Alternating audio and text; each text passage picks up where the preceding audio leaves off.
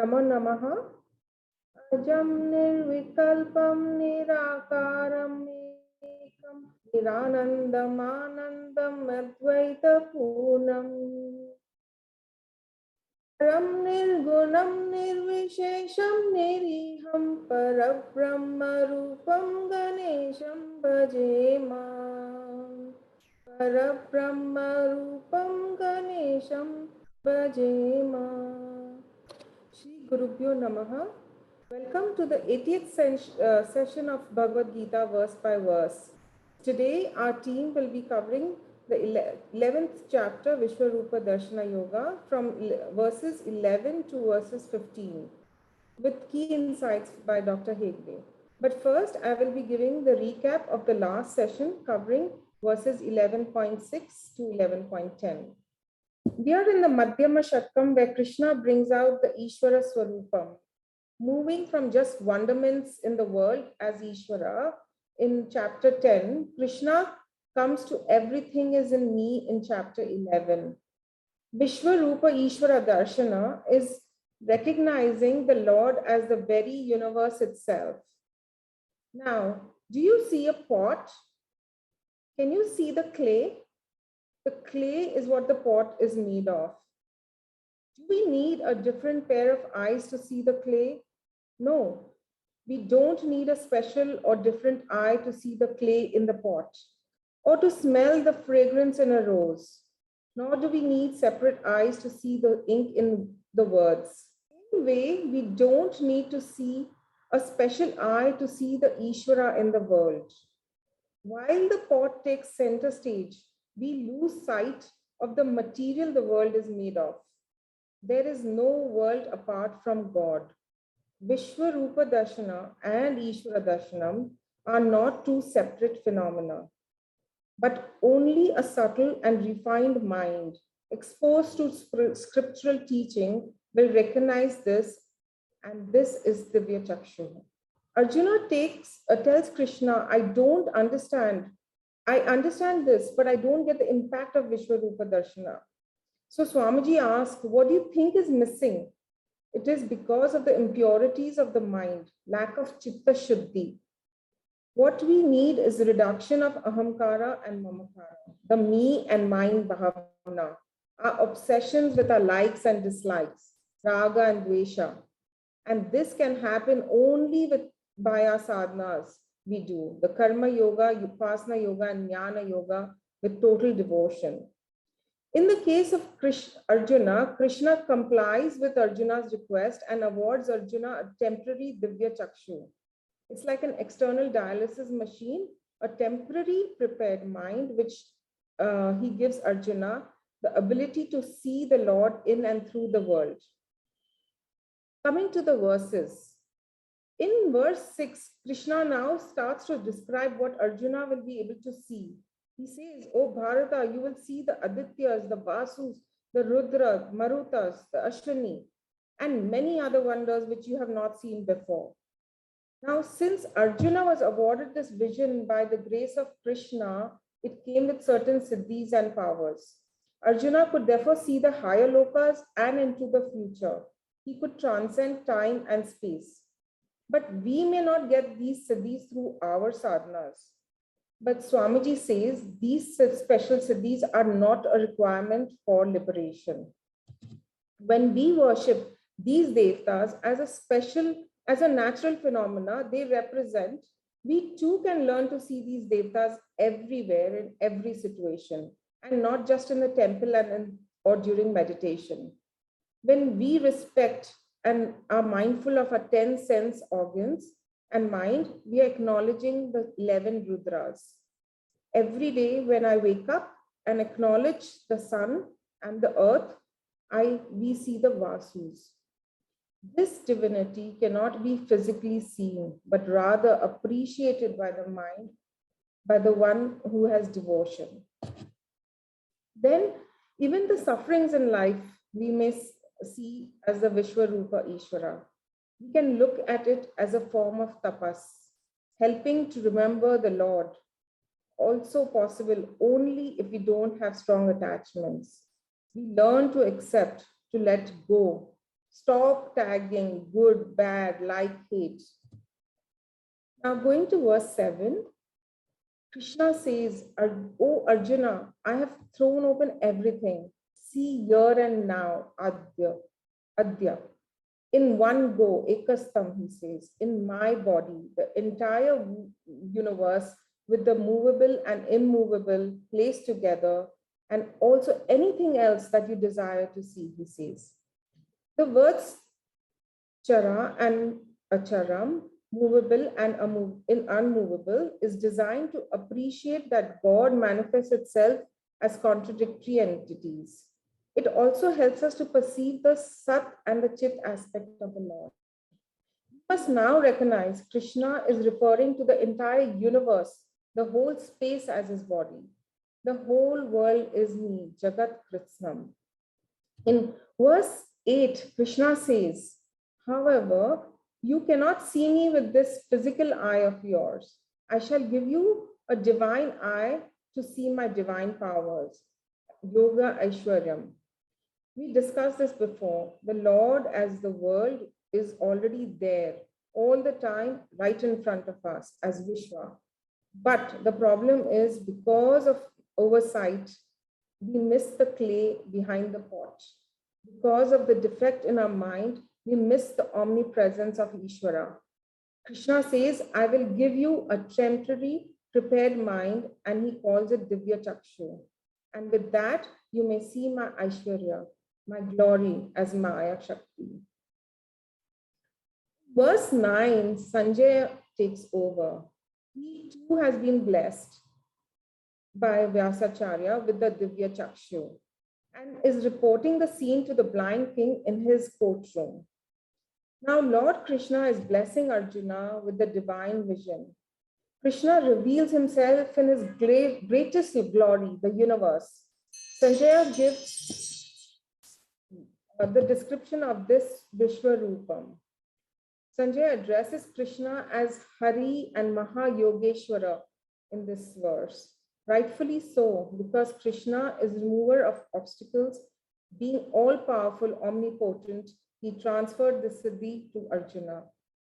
In verse 10, Sanjaya says, describes Krishna revealed as the world, consisting of many eyes and mouths, an amazing, brilliant sight with very many extraordinary ornaments and many divine shining weapons. Adbhut Darshanam, he calls it. How must Krishna have revealed himself is a wonder. To see the entire divinity in one go, ekastam. In conclusion, when we say Lord Krishna showed Vishvarupa darshanam to Arjuna, it creates a confusion. It appears as though the Vishvarupa was not there before. The world was not there. God just removed the obstacles. Divya Chakshu is a prepared mind recognizing the material cause of the universe. It is no mystery or mysticism, nor is it an extraordinary vision. It is something we evolve into with our sadhanas. This change in attitude will help us multifolds in our spiritual progress and better navigate in the world. Hari Om. Thank you, Neeta, for a nice recap of the previous class and also clarifying many of the misconceptions that there may be about Vishvarupa Ishvara Darshana. Sada Shiva Samarambam Shankaracharya Madhyamam Asmadacharya Pariyantam Vande Guru Paramparam. Om. In today's introduction, I would like you to see Vishvarupa Ishvara Darshana from a different angle, from the angle how the Upanishads see it. In the Bhagavad Gita, Vishvarupa Ishvara Darshana is presented as the ability to see the entire world around you as a manifestation of the Lord. Swami Chinmayananda gives a nice example to illustrate how the Upanishadic masters would like us to see the world. He gives the example of a miner with a very powerful headlight deep underground in a mine. And as he looks in one direction, the powerful beam will illuminate a particular shaft, and that has come into existence. When he turns his head in the other direction, this world has disappeared, a new world has come into being. Now, this is what the Upanishads talk of something very difficult to believe. The Upanishads talk of her essential nature as consciousness, but this consciousness will give existence to the world.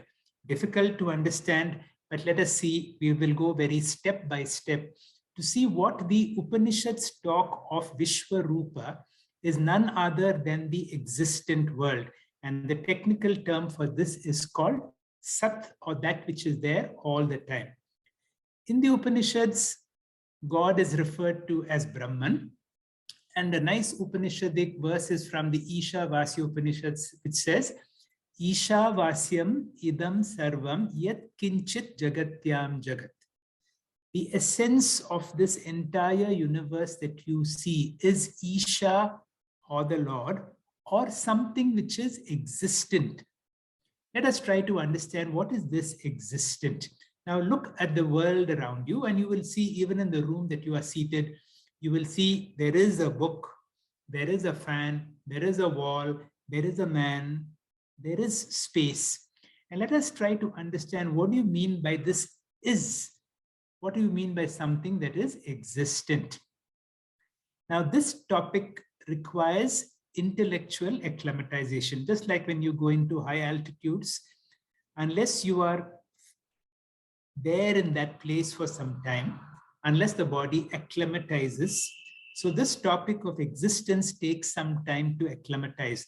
The Upanishads itself use a word called yato vacha nivartante. That comes under the domain where the speech cannot explain.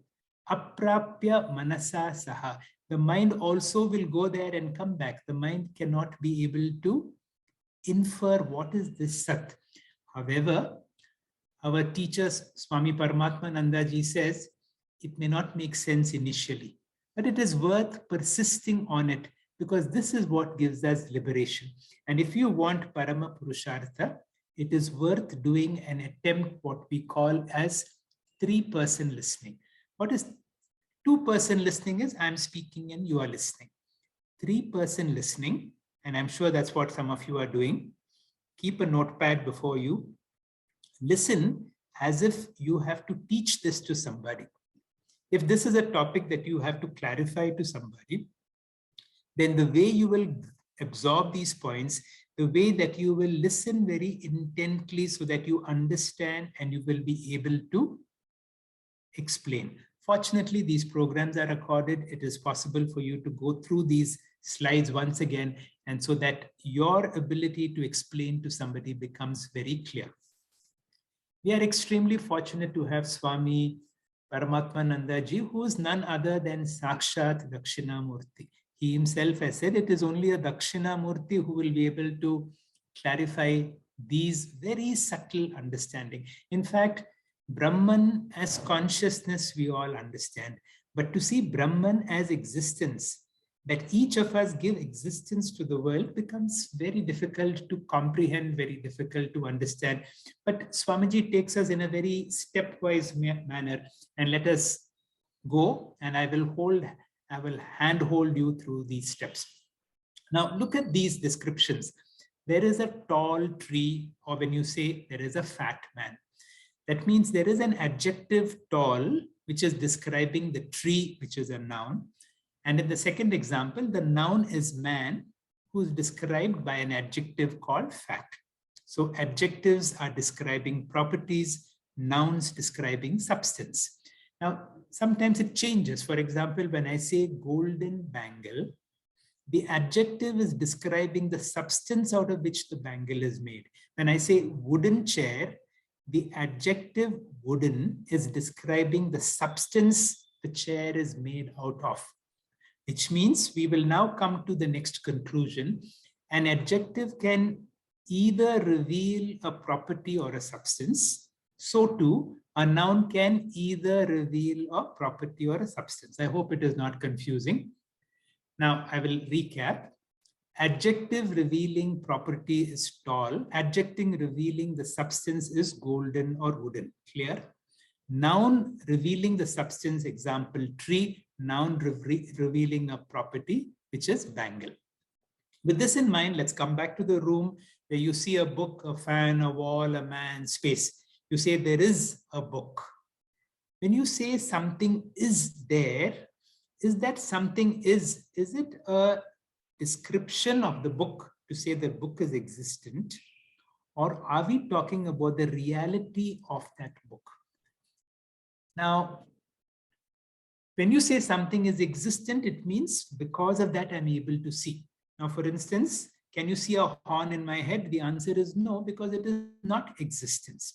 Now, the question for all of us is, when you say there is, the word existent, is it a noun? Is it an adjective? Does it describe a substance of the book that is made of? Or is it an attribute? Normally, we will say, you say there is a book, there is something because it is existent. So because the book is existent, and you will say book is the substance. Our teachers say this conclusion that our mind has got is because of Maya. It is like when I see the sunset and the sunrise, I think the sun is setting, the sun is rising. The reality is something else. Existence is the real substance. Now, Swami Sukubodhananda used to conduct a wonderful program called the Existential Laboratory. It was a kind of a retreat in a very natural surrounding where all participants are made to experience nature in silence. And the more you experience the objects around, what we normally see as Vishvarupa, Ishvara, to see the beauty of the Lord, but can you see everything as existent? We'll dwell on this word a little more. Now, all this part is taken for granted in the Upanishads. The Upanishads straight away, Chandogya Upanishad begins with a phrase like this: Tadeva Saumya Idamagra Asit Ekam Eva Advitiyam. The father, the teacher, Uddalaka, is teaching the son, Shvetaketu, in this Upanishad. He says, Tad means that, or Paramatma. Eva, that alone was there. Ekam Eva Advitiyam. That alone, non-dual existence was there before everything else came into being. And the whole of the 6th chapter of the Chandogya Upanishad is describing some of the most difficult entity to understand, Brahman as existence. On that background, our teachers help us to see a desk, a table, or chair. When you say, what is this desk, table, or chair? Is there any substance called desk? You will see there is no substance called desk. The substance is wood. Desk is only a name for a certain form and for a certain function of wood. So we should not get misled. You remember in the beginning of the class, Neeta had showed a picture of a pot and says, do you see a pot or do you see the clay? Now, the teacher is making you go from the object that you see to what really makes that object. And the Upanishads try to help us to discover the real substance in everything is something called something that gives rise to existence. And that existence the Upanishad call as Sat. So Vedanta says existence is the only basic substance. Everything else is name, nama, rupa, and function. Now, I see an existent book, I see an existent laptop, I see an existent mobile, and I see an existent wall. Now, the next question is, I'm seeing existence along with a particular object. Can I see pure existence? Now, this should be our question. Now, can you put all the objects where I will remove the object, if I can put it in a retort and put it through a certain process so that the substance, only pure Sat comes. And the teachers say pure Sat, which is that which gives rise to existence, can never be objectified. Now, the Upanishads are talking about something that exists but can never be an object. If something is existing and it cannot be an object, it can be only one thing, it can be the subject. And that is why the Upanishads will declare to the student, "O student, you can never experience pure existence because it is not an object of experience. If it is not the object, then who it is the subject." And that is how the famous Mahavakya comes when the teacher declares, "Tat satyam sa atma tattvamasi Shvetaketu." O Shvetaketu, the one who is giving existence to the whole world is none other than that consciousness in you.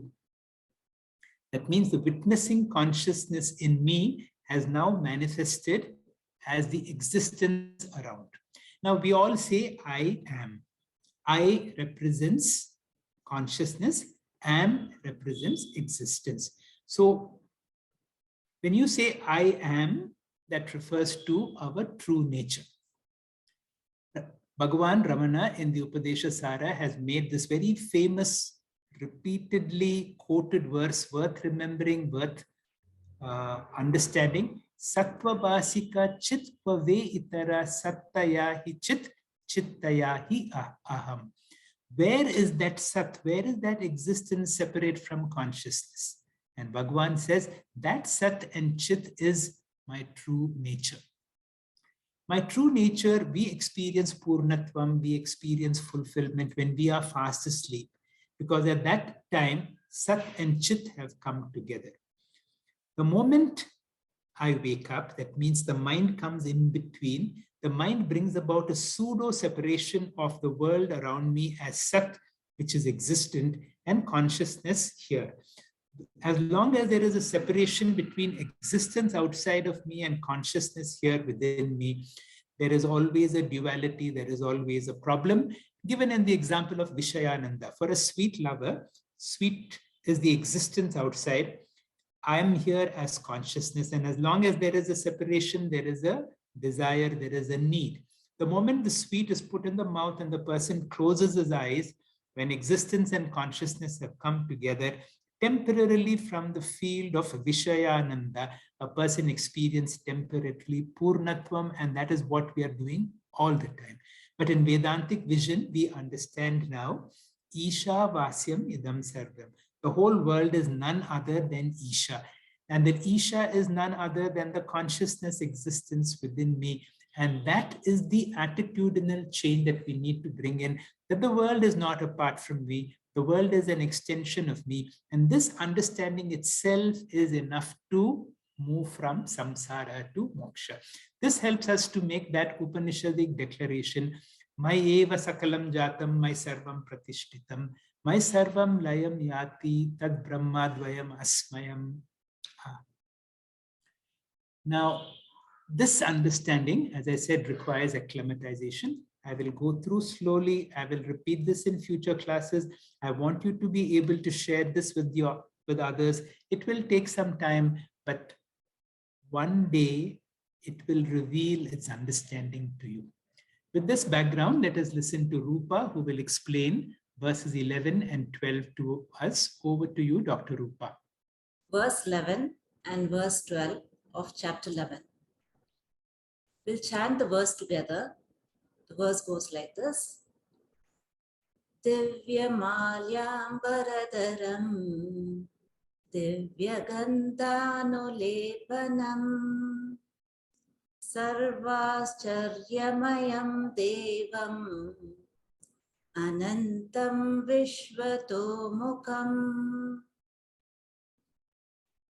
Here, Lord Krishna revealed the brilliant, limitless cosmic form with faces in all directions, with many wonderful sights, wearing divine garlands and garments, anointed with divine perfumes and full of wonders. Next slide, please. Let's go through some of the word meanings which are very important to understand the verse. The word Divya means divine. The word Malya means garlands. The word Ambara means clothes. Dharam means wearing. Gandhan means anointed. Anulepanam means anointed with. Sarvaschariyam means all wonderful. Ayam means these. Devam means shining. Anantam means infinite. Vishvato Mukam means faces on all sides. Here, Sanjaya continues the description of Ishvara's cosmic form in this shloka. When you look at the beautiful picture on the right, you can sort of see the entire description. Sri Krishna, after giving a hint of Ishvara's destructive power to Arjuna, now showed his Saumya Rupa or his pleasing form. To that end, Arjuna saw Ishvara dressed up in fine clothes and garlands, as well as anointed with divine perfumes. It appears as though Vishvarupa was not there before, and after Divya Chakshu, Vishvarupa is brought forward. But in reality, the Lord removed the obstacles for the appreciation of the universe as divine. What was secular now becomes sacred or divine. Therefore, there is only an attitudinal change and consequent perspective change that is seen. There is no physical event that is taking place. So what we need to do when we say that there is an attitudinal or perspective change is give up the ahankara and the mamakara, and then we can see this Divya Chakshu happening in all of us. So when we contemplate the cosmic form, there is oneness behind all the diversity. Next slide, sir. Moving on to the next verse, that's the 12th verse. Divi Surya Sahasrasya Bhavet Yugapaduttita Yadi Bahasadrisrisya Basastasya Mahatmanaha. If the brilliance of 1,000 suns were to rise simultaneously in the sky, that would be comparable to the brilliance of the great Lord. Next slide, sir. Here the word meanings are also important. The word Divi means in the sky. Surya Sahasrasya means thousands of suns. Bhavet, happen. Yugapat, simultaneously. Uttitaha means arise. Yadi, should. Bahaha, light. Sadrishi, resemble. Sa, those. Sayat, happen. Basaha, blaze. Tasya, of that. Mahatmanaha, magnificent one. Next slide, sir. Here, the term Mahatma means infinite body of the Lord. It's not the Atma in the word Satchidananda Atma.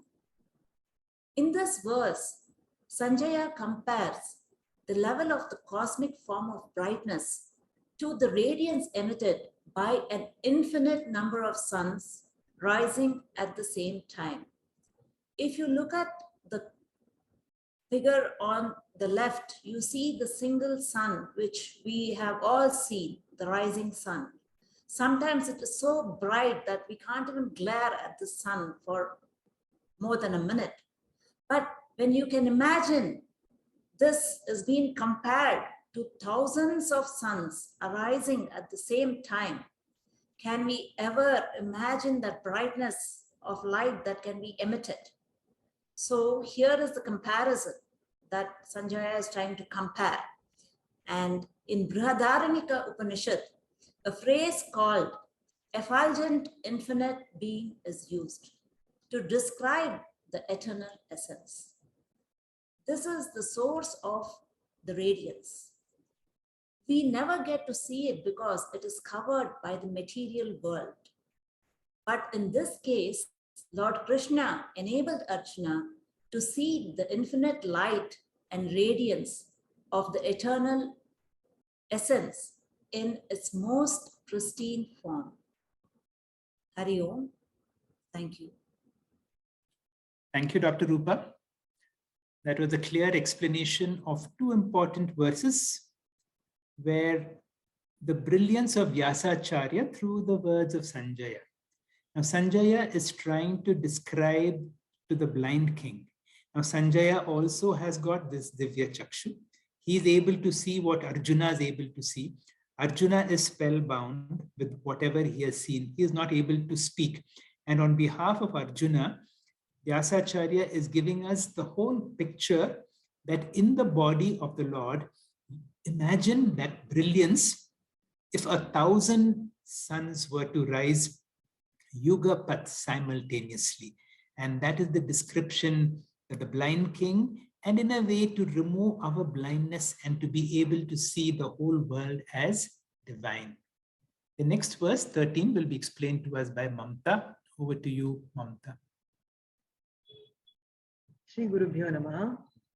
Tatraikastam jagat kritsnam pravibhaktamanekadha apashyad deva devasya sharire pandavastada. Literal meaning is, there in the body of the Lord of the Lords, Arjuna saw at that time the entire universe with its manifold divisions placed together. In the next slide, this shloka is a continuation of Sanjaya's description of the universe in Lord Krishna as seen by Arjuna. Arjuna saw the entire universe, apashyat kritsnam jagata, resting in Deva Devasya Sharire, that is, resting in the body of the Lord, which is Ishvara or Krishna himself. In this context, limitless space is considered as body of the Lord, not the limited physical body of Lord Krishna. Arjuna saw the entire universe with manifold division, that is, anekadha pravibhaktam. In other words, Lord's cosmic form, in the form of galaxies at the macro level, then solar systems, followed by planetary systems, and so on, with all put together at one place and time, ekastham in the shloka. Arjuna also saw the earth, the sky, the oceans, animals, plants, trees, and humans in one tiny corner of that vast cosmic form. This figurative representation of entire creation can be symbolically compared to Yashoda in the Puranic story, seeing the universe in the mouth of little Krishna. In the next slide, Arjuna's perception of the world was just like any other ordinary person, which is persecuting, problematic, faced with challenges and worries. However, at that time, that is tada in the shloka, which means when Divya Chakshu was given by the Lord to Arjuna, Arjuna had Vishvarupa or Vishvarupa Ishvara Darshanam. Vishvarupa Ishvara Darshanam is the divine vision of the entire universe, which has been mentioned earlier several times. It has to be understood that Vishvarupa Ishvara Darshanam is not another form of Lord.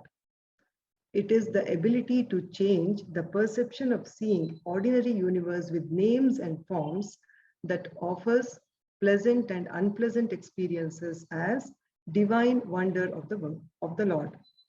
Understanding it further with an example, instead of seeing an object like, say, a plant as just a plant, appreciating it with a sense of wonderment or divinity towards it is one of many limitless scenarios of Vishvarupa Ishvara Darshanam. This Vishvarupa cannot be visualized with ordinary eyes, also known as Laukika Chakshu. That means an individual identified with body, mind, and mamakara ahankara will have raga dvesha, and such a person cannot see Vishvarupa. It requires second invisible eye, which is figuratively presented as the third eye in this 11th chapter of Gita. This invisible eye is called Divya Chakshu. In the next slide, Divya Chakshu involves the mind. It is cognitive in nature. That is, it is something to understand that our vision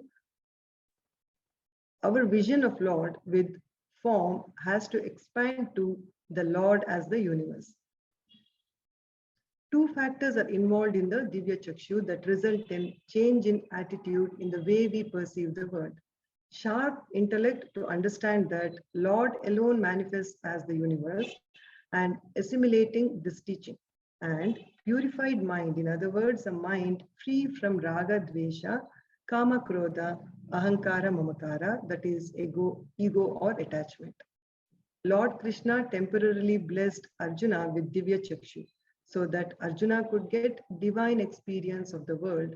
In other words, look at the world as a divine manifestation of Ishvara or Vishvarupa Darshanam. In the next slide, in summary, the takeaways from the shloka are Kama, Krodha and other vices have to be overcome by various levels of spiritual sadhanas like Karma Yoga and Upasana Yoga. This includes training the mind to be religious, spiritual, in other words, pure, refined, matured mind to develop devotion to the Lord. This will help us to gradually develop the Divya Chakshu to be able to see and appreciate Lord's divinity everywhere around us. In the last slide, let me conclude with an apt quote for this shloka. Those who leave everything in God's hand will eventually see God's hand in everything. Thank you, sir. Hari Om. Thank you, Mamta, for a very nice explanation of the allotted verse. At the same time, you have clarified so much about what is this clear understanding of Divya Chakshu, so that we need to train ourselves to be able to appreciate the glory of the Lord in the very mundane universe around and for a particular purpose. Our minds have to be refined through this understanding that everything that I see and experience is none other than God itself. As this beautiful quote says, those who leave everything in God's hands, those who are able to see everything pleasant is easy to accept, but if you have the ability to accept the unpleasantness also, that is what will be eventually be able to see God's hand in everything. The next verse will be explained to us by Padma Chandrasekhar. Over to you, Padma. Hari Om, Shri Gurubhyo Namaha. Arjuna, blessed with Divya Chakshu by Lord Krishna, saw the exalted vision of Lord's Vishvarupa Darshanam, which is the whole unified universe, the temporal Sharavirat, the eternal Akshara Atman, and the whole unified Purushottama. Purushottama is higher, greater, and beyond Shara and Akshara. The Vedic seers and enlightened sages like Vedavyasa recognize the Lord as the supreme Purushottama. Knowing this, Vedavyasa in Bhagavad Gita always says Sri Bhagavan Uvacha and not Krishna Uvacha. Swami Paramatmanandaji says, to see Ishvara Swarupa, you need two types of vision. Laukika Chakshu, that is, a vision with ordinary attitude, and a pure, pristine mind, free of raga, dvesha, kama, krodha, ahankara, mamakara, plus an enlightened intellect mind, which is the Divya Chakshu. Vishvarupa is not limited to the vast visible universe, but also the time aspect, kala, wherein there is beginningless and endless cycle, ceaselessly going on through Srishti, creation, Sthiti, maintenance, and Laya, dissolution or resolution. In the battlefield, Arjuna sees this Vishvarupa of Lord, seeing the past, present, and foreseeing the disastrous destruction, the results of war, engulfing and devouring of people on both sides. Arjuna was frightened of this cosmic form, the Sharavirat, Ugra Rupa aspect of Ishvara's Vishvarupa. Therefore, Lord Krishna also revealed his Saumya Rupa, the blissful eternal glory of Akshara and the Purushottama aspect. Sanjaya, who was a disciple of sage Vyasacharya, was granted the divine vision to watch and relay the goings-on in the battlefield of Kurukshetra, though he was at Hastinapur. In this verse, Sanjaya describes Arjuna's predicament and reaction to King Dhritarashtra. Tataha sa vismaya vishtaha rishtaro madhananjayaha pranamya shirasa devam krutanjalirabhashataha. Translation. Then Arjuna, who was wonderstruck and thrilled, saluted the Lord with his head bent low and spoke with folded hands. When a yogi is blessed with the vision of God, its exuberance reveals itself through spiritual charge it induces in his body and mind. The Bhakti scriptures, next slide please, describe such as symptoms or Ashta Sattvika Bhava. Stamba Sveda ta Romanchaha Swarabheda to Vepatuhu Vairanya Mashru Pralaya Ityasu Swatika Smritihi, meaning becoming stupefied, sweating, horripilation, choking of voice, trembling, complexion becomes ashen, shedding tears, and fainting. Arjuna explained this. Arjuna experienced this.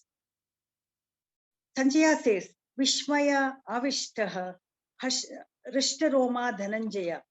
Arjuna filled with wonder, with hair standing on end. In Sanskrit, Roma is hair on the skin. Rishta Roma, Arjuna experienced horripilation. Romanjaha, hair on his body stands up due to bewilderment. Seeing the magnitude vision of the Lord's Vishvarupa right before him, which bore no resemblance to his friend and teacher, Krishna, who was always gentle, graced with flute and peacock feather. Pranamya Shirsa Devam, Arjuna humbly bows with obeisance in reverence with Kritanjalihi. Anjali in Sanskrit means offering to the divine. The gesture is the depiction of seeing the divine in all creation. The light in me sees the same light in you. With this, I can see a connection with the creation and between everything in creation. Next slide, please. Our ancestors acknowledged this, so we greet with Anjali Namaskara, literally meaning the divine in me recognizes the divine in you. Though a great yogi himself, a fierce fighter, Arjuna was still overcome with fear, amazement, and with reverence surrenders. Krutanjalir Abhashata, with folded palms, speaks to the Lord in the next verse. Hari Om. Thank you, sir. Thank you, Padma, for a nice explanation of this verse, where Sanjaya is continuing to describe what Arjuna is experiencing. So Sanjaya has the ability not only to see Arjuna, to even go into what thoughts Arjuna is going through. Certainly what Arjuna is seeing is something extraordinary. Swamiji talks about two kinds of Vishvarupa. One is an exalted view. That means when I know that whatever I'm seeing is none other than the Lord himself, I develop a certain reverence, a certain Kritanjali. Every tree, every mountain, every river, every table, chair is God, that kind of reverence. Then, because Arjuna asked and because he was given this special Divya Chakshu, Krishna gives him what is called an extended view. That means within his body itself, he showed him something of the extraordinary. This is a blessing which Arjuna got, and all of us have got through the Bhagavad Gita. But let that not carry us out as we are studying the Vishvarupa Ishvara Darshana. Let us focus on not so much of an extended view, which we may not have that grace to get, but all of us have an exalted view. All of us have an ordinary view, but that ordinary view, by understanding, can become an exalted view. The last verse today, Dr. Divakar, please. Thank you, sir. Om Shri Gurubhyo Namaha. Arjuna uvacha pashyami devanstava deha dehe sarvanstatha bhuta vishesha sanghan brahmanamisham kamalasanastham rishinscha sarvanuraganscha divyan. Now, Arjuna starts to describe Vishvarupam as seen by him through the Divya Chakshu. We note that the meter of the shloka changes. And this is done because Vyasacharya wants to highlight the description of Vishvarupa. Just like we change the font to italics while typing, or use shades to highlight important words while reading a book, change of meter while chanting will alert the person to focus more on these words and the verse. In the next slide, we see that the Arjuna experiences different emotional responses on visualizing Vishvarupa. And this can be classified into 3 different sequential stages. The first stage is Ascharyam or wonderment. The second one is Bhayam, the fear. And the third one is Sharanagati, arising from Bhakti. The first and the foremost reaction is that of Vismaya or Ascharyam. Swami Paramarthanandaji says that if we objectively appreciate the world, then it is indeed a fact that the world is wonderment. Every phenomenon of the nature, from sunrise to sunset, the planetary systems, seasons, all the ecological balance that we see with all the diversities of the living beings, our own organ systems and its physiology, etc. Everything is operating in such a delicate equilibrium. And this is despite the unfathomable quantum of the universe. If we just spare a few minutes and quietly analyze the universe, it is nothing short of a miracle. So, universe is always Vismaya, wonderment.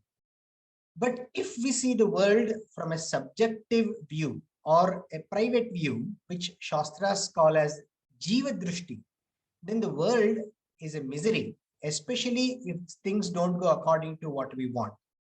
For example, we blame or curse the rains if it spoils our journey or if it spoils our parties. So, Jiva Drishti is color blinded with raga and dvesha, likes and dislikes, which clouds the Vismaya Drishti, and therefore the wonderment of the world cannot be appreciated. Because Shri Krishna has removed that Jiva Drishti, the cataract in Arjuna, and therefore he is able to appreciate Vishvarupam without any raga and dvesha. So Arjuna is naturally wonderstruck. And this Ascharya Bhava of Arjuna is expressed from the verses 15 to verse 22. Whenever we see something which is very huge in magnitude, be it ocean, mountain, a huge statue, etc., the instant response from all of us is a wow. So imagine Arjuna, who is visualizing the entire universe in one shot. Naturally, he is wonderstruck. In the next slide, we see Arjuna says, Hey Deva, O Lord, Tava Dehe, in your body, Aham Devan Pashyami, I am seeing all the gods. Deha is not the literal body, but it is the Akasha Sharira or Vishvarupa Sharira. Sarvan Devan Tatha Bhuta Vishesha Sanghan. Vishesha Sanghan Bhuta means the wide range of different species of living beings, starting from microorganisms to the most evolved human beings. I also see Isham Brahmanam, Lord Brahmaji, the creator, who is Kamalasanastham, who is seated on a lotus. Puranas say Brahmaji is born out of Sri Vishnu's navel upon the lotus, who is the Padmanabha. So this is symbolic of Lord Vishnu representing Samasti Karana Shariram, which is macrocosmic causal body or Antaryami. Lotus represents Samasti Sukshma Shariram, which is Hiranyagarbha, and Brahmaji represents Samasti Sukshma Sharira Pratibimba Chaitanyam, which is the macrocosmic reflected consciousness or Chidabhasa. All of these terminologies we have learned in Tattva Bodha, or we will be learning later on in Bhagavad Gita study also. Then Arjuna says, Sarvan Rishischa, I am able to see all celestial Rishis. I can also see Uragan Divyan, all the celestial serpents like Vasuki and Ananta, etc., indicating that he could see all the 14 lokas in the Vishvarupa. So Arjuna is starting to appreciate the vastness of the entire cosmos, which was always there. So Arjuna says that he is able to see and he is completely wonderstruck with this Vishvarupa Darshanam. And this is nothing but a change in his own attitude because of the Divya Chakshu which Krishna has granted. Hari Om sir. Thank you. Thank you, Dr. Divakar, as always. An excellent, very crisp, clear explanation. And in the process of your explanation, there are many points that we need to remember as we study the Vishvarupa Ishvara Darshana, that Arjuna goes through 3 sets of emotions. The first is set of wonderment, then comes intense fear, and finally devotion. Let us use this to see both wonderment. Second is, let us see that whenever we see unpleasant things in the world, let us see it as part of the will of the Lord. And let us come to accept even the unpleasant things as Bhagwan's will and ask for strength to be able to accept it. And that comes through bhakti. Dr. Divakar also explained a lot of technical terms referring to Brahmaji.